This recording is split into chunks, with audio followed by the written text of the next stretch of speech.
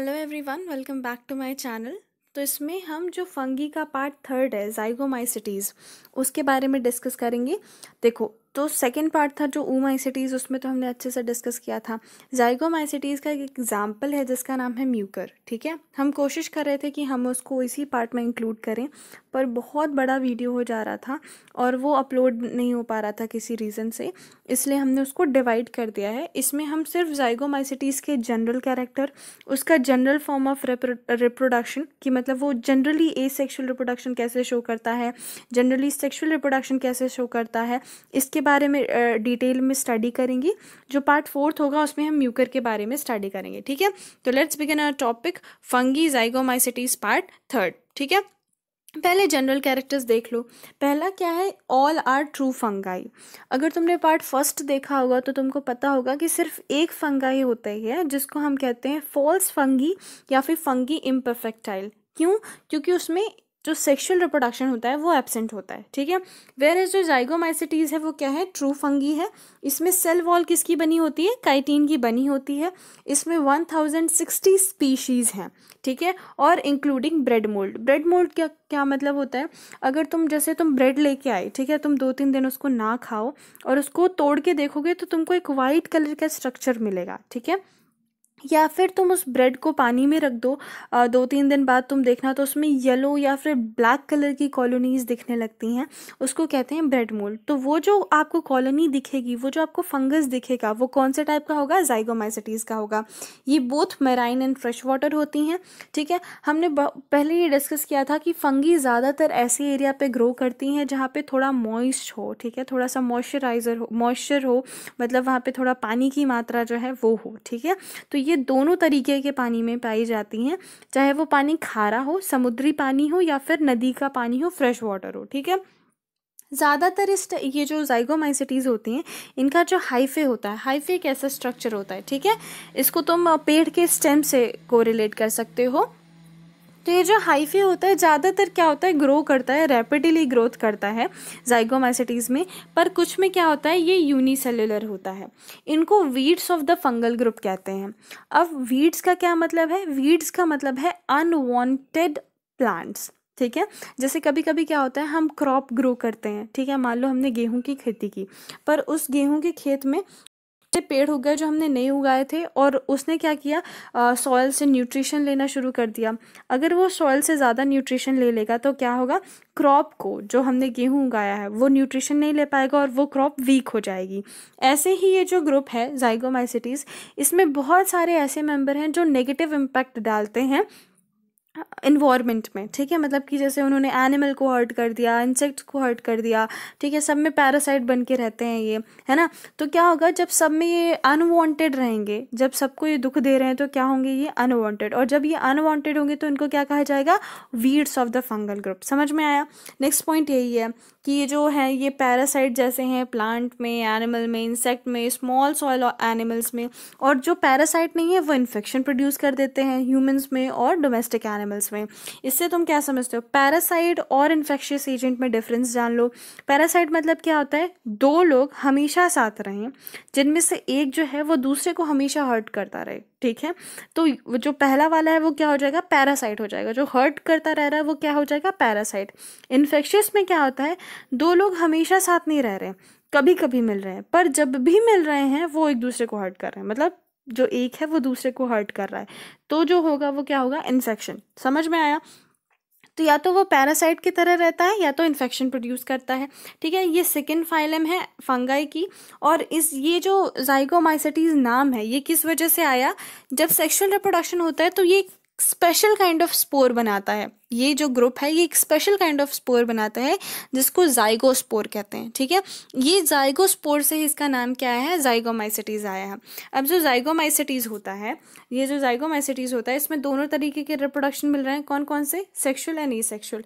अगर sexual reproduction absent होगा तो फंगी क्या हो जाएगी, इम्परफेक्टाइल फंगी या फिर फॉल्स फंगी। ठीक है, समझ गए। तो इसमें क्या होता है, दोनों तरीके के रिप्रोडक्शन मिलते हैं, सेक्सुअल और एसेक्सुअल, इसीलिए हम इसको क्या कहते हैं, ट्रू फंगी कहते हैं। इसमें दो कैरेक्टरिस्टिक फीचर हैं। ठीक है, कैरेक्टरिस्टिक फीचर दो हैं। पहला जाइगोस्पोर का फॉर्मेशन, क्योंकि जाइगोस्पोर फॉर्म नहीं होगा तो जाइगोमाइसिटीज हो ही नहीं सकता, क्योंकि उसका नाम ही जाइगोमाइसिटीज इसलिए रखा है क्योंकि जाइगोस्पोर फॉर्म हो रहा है। दूसरा क्या होता है, जो हाइफे होता है उसमें लैक ऑफ सेल वॉल होती है। ये जो हाइफे है इसमें न्यूक्लियस तो बहुत सारे होते हैं, पर ऐसे कंपार्टमेंट जो होता है, जो कंपार्टमेंट बनता है सेल वॉल के कारण, वो सेल वॉल प्रेजेंट नहीं होती है। समझ में आया? सिर्फ जो रिप्रोडक्टिव स्ट्रक्चर्स होते हैं, जब रिप्रोडक्शन की बात आती है तब सेल वॉल का फॉर्मेशन जो है वो होता है। इसमें नियरली 100 स्पीशीज़ ऐसी हैं, 1060 में से सिर्फ 100 स्पीशीज़ ऐसी हैं जो कि प्लांट रूट सिम्बायोटेंट के जैसे यूज़ होती हैं। अब सिम्बायोटेंट का क्या मतलब होता है, दो लोग हमेशा साथ रहें और एक दूसरे की हेल्प करते रहें। इनको ऐसे समझो जैसे दो रूममेट हैं। अगर दो रूममेट में से एक रूममेट हमेशा काम करता रहता है, दूसरा हमेशा सोता रहता है, तो जो सोता रहता है वो क्या होगा, पैरासाइट। दूसरा फॉर्म क्या है कि एक जो है वो हमेशा काम करता रहता है, वहीं रहता है, ठीक है, और दूसरा क्या है, कभी कभी आता है और सोता रहता है और दूसरे से अपना काम करवाता है। तो ये क्या हुआ, इन्फेक्शियस। लेकिन दो हमेशा साथ रहते हैं और एक दूसरे की मदद करते हैं काम करने में, एक दूसरे का ख्याल रखते हैं, तो उसको हम क्या कहते हैं, सिम्बायोटेंट। समझ में आया ये तीनों चीज़ें? तो यही तीन मेन चीज़ें हैं जो जाइगोमाइसिटीज़ शो करती है। अब स्ट्रक्चर ऑफ जाइगोमाइसिटीज़ देखना, जब आप छोटे प्लांट के बारे में पढ़ते हैं तो आपको उनके ज़्यादा पार्ट्स नहीं पढ़ने पड़ते। जैसे कि अगर आप एंजियोस्पर्म के बारे में पढ़ते तो आपको रूट पढ़ना पड़ता, रूट नोड्यूल्स पढ़ने पड़ते, आपको पढ़ना पड़ता स्टेम के बारे में, आपको कॉम्प्लेक्स टिश्यूज़ पढ़ने पड़ते, आपको सिंपल टिश्यू पढ़ने पड़ते, ब्रांचेस, लीव्स, जो मार्जिन्स ऑफ लीव होती हैं, है ना, लीफलेट, फ्लावर, फ्रूट, जाइगोट, सब पढ़ना पड़ता, एंडोस्पर्म, सब कुछ पढ़ना पड़ता, ठीक है। लेकिन आप जब छोटे ग्रुप की बात करते हैं, जैसे कि हो गई अपनी फंगी, तो उसमें ज़्यादा स्ट्रक्चर्स नहीं रहते। जैसे इसमें सिर्फ हम 3 टाइप ऑफ माइसीलियम के बारे में पढ़ेंगे स्ट्रक्चर्स के बेसिस में, ठीक है। तो ऐसे याद रखो कि इनका स्ट्रक्चर ऐसा होता है, एक बॉल जैसा, एक पाइप जैसा और ये कैसा, ठीक है। इसमें क्या होता है, जो पहला होता है, पहला टाइप जो माइसीलियम होता है वो ये नीचे होता है, इसको हम कहते हैं राइजोइड। आर से याद रखना है राइजोइड, आर से याद रखना है रूट। दोनों का फंक्शन भी एक जैसा ही होता है। राइजोइड क्या करते हैं, वो सरफेस से नीचे जाते हैं और फूड एब्जॉर्प्शन में हेल्प करते हैं, सेम जो रूट करती है। रूट मिनरल एब्जॉर्ब करती है, ये फूड एब्जॉर्ब करते हैं, क्योंकि ये क्या है, पैरासाइट है, ये खुद से खाना नहीं बना सकते, ठीक है, ये हेटेरोट्रॉपिक होते हैं। प्लांट्स क्या करते हैं, न्यूट्रिशन एब्जॉर्ब करते हैं रूट से, ये क्या करते हैं, फूड एब्जॉर्ब करते हैं। दूसरा चीज़ क्या होगा, दूसरे ये होंगे, ठीक है, ये क्या करते हैं, ये स्पोरेंजियम जो होता है उसको बियर करते हैं, ठीक है। तीसरे होते हैं ये कनेक्टिव होते हैं, दो को जोड़ के रखते हैं, इसको कहते हैं स्टोलेंस। जब आपने क्लास 11th में चैप्टर 1 पढ़ा होगा जिसमें वेजिटेटिव प्रोपोगेशन के बारे में आप पढ़ते हैं, उसमें भी आपने स्टोलेंस को पढ़ा होगा, रनर्स, वेजिटेटिव फॉर्म्स के बारे में, है ना, उनको तो वो होते हैं। इनमें सेल वॉल होती हैं जो इंडिविजुअल सेल्स को डिवाइड करती हैं, वो इसमें एब्सेंट होती हैं। सिर्फ जो रिप्रोडक्टिव स्ट्रक्चर्स होते हैं उनमें ये प्रेजेंट रहती हैं। इससे क्या होता है, जैसे मान लो ये एक माइसीलियम है, ठीक है, इसमें न्यूक्लियस है, इसमें ये न्यूक्लियस है, इसमें ये न्यूक्लियस है, न्यूक्लियस बन नहीं पा रहा है, इसको सेल मान लो, ठीक है, ये सेल है। अगर इनमें सेल वॉल नहीं है तो क्या होगा, ये फ्लो होके एक जगह पे आ जाते हैं। कभी कभी क्या होता है कि छोटी सी जगह पे ये आ जाते हैं। तो जब इनमें सेल वॉल नहीं है तो क्या करते हैं, ये एक साथ रहने लगते हैं। जैसे मान लो कि एक बड़ा सा हॉल है, उसमें 15 लोगों को रख दिया तो वो अपने हिसाब से जहाँ जाना चाहें जा सकते हैं, एक साथ रह सकते हैं।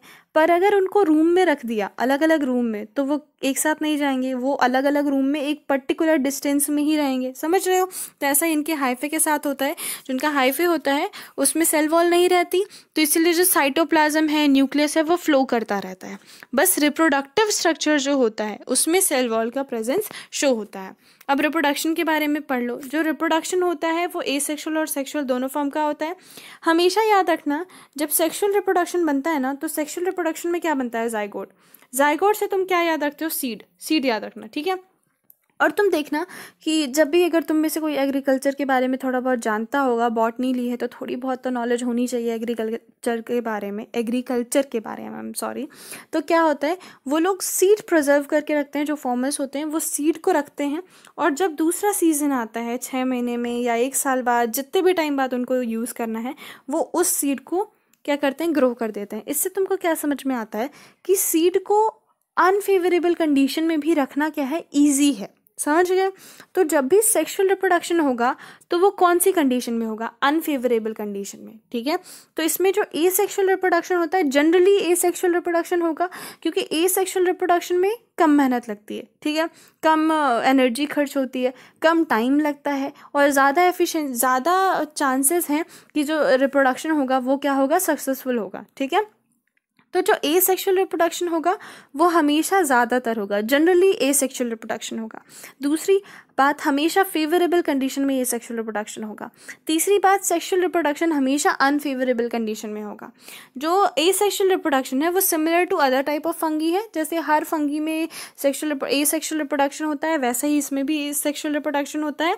जो एसेक्सुअल रिप्रोडक्शन है वो जनरली सब फंगी जैसा होता है और जो सेक्सुअल रिप्रोडक्शन होता है वो एस्कोमाइसिटीज जैसा होता है। समझ गए रिप्रोडक्शन के बारे में, ये बेसिक चीज़ें याद रखना।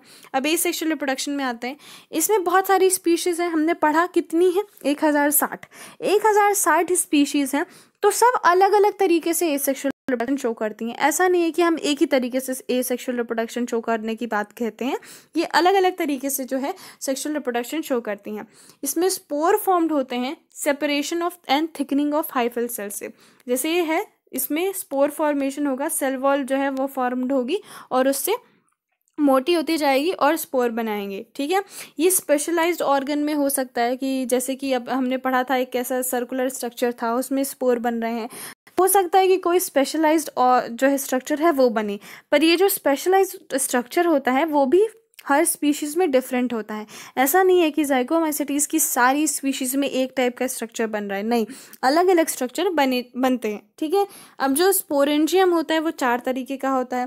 पहला ट्रू स्पोरेंजियम, जो ट्रू स्पोरेंजियम होगा उसमें अच्छे से जो अपने कैरेक्टर्स पढ़े हैं स्पोरेंजियम के वो रहते हैं, ठीक है। एक सर्कुलर स्ट्रक्चर बनेगा, पेरीफेरी में न्यूक्लियस जाएंगे, फिर डिवीजन होगा वाला, ठीक है।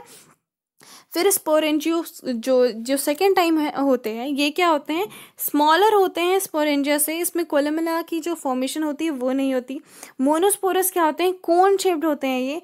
म्यूकोस्पोरेंजियम क्या होते हैं, इसमें 10 से 15 स्पोरेंजियो स्पोर्स प्रेजेंट रहते हैं और लीनियर सीक्वेंस में, मतलब एक लाइन के सीक्वेंस में जो है स्पोर प्रेजेंट रहते हैं। ये ग्लोबुलर फॉर्म जो है वो नहीं बनता, ठीक है। ये चीज़ समझ में आई। अब सेक्सुअल रिप्रोडक्शन देख लो। जब भी सेक्सुअल रिप्रोडक्शन होता है तो याद रहना 2 टाइप प्रेजेंट रहेंगे, हमेशा 2 टाइप प्रेजेंट रहेंगे। ऐसा नहीं है कि मेल मेल या फीमेल फीमेल, हमेशा 2 टाइप प्रेजेंट रहते हैं। इसमें जो है वो हम प्लस और माइनस से उनको डिनोट करते हैं, mating type minus and mating type plus, ठीक है। जब ये 2 अपोजिट टाइप के हाइफे, एक प्लस मेटिंग टाइप और एक माइनस, जब मिलता है तो ये बनाते हैं एक स्ट्रक्चर जिसको कहते हैं प्रोगैमेटेंजिया। प्रो का मतलब क्या होता है, पहले। गैमेटेंजिया का मतलब क्या होता है, गैमेटेंजिया। गैमेटेंजिया से पहले बनने वाला स्ट्रक्चर क्या होगा, प्रोगैमेटेंजिया, ठीक है। तो जब 2 different type of mating structures मिलते हैं तो वो प्रोगैमेटेंजिया बनाते हैं, जिसमें क्या होता है, डेंस एंड मल्टी न्यूक्लिएटेड। अब देखो डेंस क्यों होगा, जैसे मान लो यहाँ पे एक स्ट्रक्चर है, ठीक है, इसमें बहुत सारा पानी भरा हुआ है और सिर्फ एक न्यूक्लियस है, ठीक है, एक न्यूक्लियस है। तो ये क्या होगा, ये क्या होगा, डेंस नहीं होगा। लेकिन बहुत सारे न्यूक्लियस हैं, इसमें बहुत सारे न्यूक्लियस भरे हुए हैं, बहुत सारे न्यूक्लियस भरे हुए हैं, तो थोड़ा सा सोल्यूशन होगा तो वो क्या हो जाएगा, डेंस, ठीक है। तो ये जो प्रोगैमेटेंजिया होता है ये डेंस होता है और इसमें बहुत सारे न्यूक्लियस प्रेजेंट रहते हैं। धीरे धीरे क्या होता है, ये प्रोगैमेटेंजिया में सेल वॉल बनने लगती हैं। धीरे धीरे जो अलग अलग न्यूक्लियस थे ना उसमें ऐसे सेल वॉल बनने लगती है, सेपरेशन होने लगता है और इससे ये क्या होता है, ये एक स्ट्रक्चर बनाता है जिसको हम कहते हैं गैमेटेंजिया। उसकी बात प्लाज्मोगैमी होती है। प्लाज्मोगैमी का क्या मतलब है, प्लाज्मोगैमी का मतलब ये होता है कि जैसे मान लो एक ये सेल है, एक ये सेल है, इन दोनों को फ्यूज़ होना है, ठीक है। तो ये एक स्ट्रक्चर बनाएंगे जिसमें एक ये न्यूक्लियस, 2 न्यूक्लियस और ये जो है ये पूरा अटैच हो जाएगा, ठीक है। समझ में आया, इसको कहते हैं प्लाज्मोगैमी। प्लाज्मोगैमी होगी फिर 2 गैमेटेंजिया के बीच में, फिर कैरियोगैमी होगी। कैरियोगैमी का मतलब क्या होता है, फिर से इनका डिवीजन होना, ठीक है। पहले ये सिचुएशन आई, उसके बाद फिर डिवीजन होने लग गया। द सेल वॉल, जो सेल वॉल रहती है जाइगोट की, अब जो बनेगा वो जाइगोट होगा। ये जो जाइगोट होता है इसकी जो सेल वॉल होती है पहले बहुत पतली होती है और बाद में क्या होती है, ये मोटी होती जाती है। जर्मिनेशन कब कब होना शुरू होता है जाइगोट का, जब ये जाइगोट डिप्लॉइड स्ट्रक्चर, हमेशा जाइगोट कौन से स्ट्रक्चर का होगा, डिप्लॉइड होगा। समझ में आया, हमेशा कैसा होगा, डिप्लॉइड, क्योंकि जब दो स्ट्रक्चर मिलेंगे, दो सेल मिलेंगे तो हमेशा 2n उनका जेनेटिक मटेरियल हो जाता है। ये मियोसिस करता है और फिर उसके बाद क्या होता है, जर्मिनेशन बिगिन होता है। Spore are produce within the sporangium, फिर जो स्पोरेंजियम है उसके अंदर क्या प्रोड्यूस हो जाते हैं, स्पोर प्रोड्यूस हो जाते हैं। अगर कुछ चीज़ समझ में नहीं आई हो तो इसको एज इट इज़ लिख के 3-4 बार पढ़ना या फिर 3-4 बार वीडियो देखना, तुमको समझ में आ जाएगा। ठीक है, that's all for today, thank you. Subscribe करना, लाइक करना, ख्याल रखना, टेक केयर, बाय बाय।